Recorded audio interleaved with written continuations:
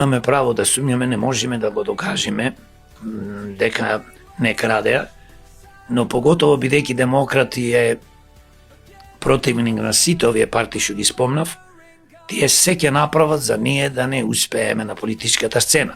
Еве ќе ви дам еден пример со Тетово. Имаме кандидат за градоначалник, беше изет господинот Изет Заинеловиќ. Има 4 браќа во Тетово.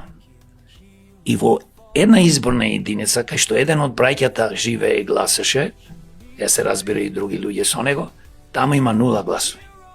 Јас се видов пред некој ден со него и ми вика, ова не е возможно јас да не гласам против брат.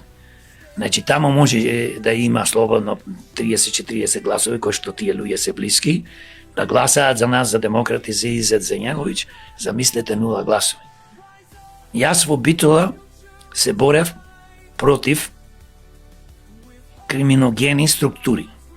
Градоначалникот од ДПМН, Коњановски, се разбира господјата кој што беше 12 години советник, од кој последните 4 години беше председател на советот.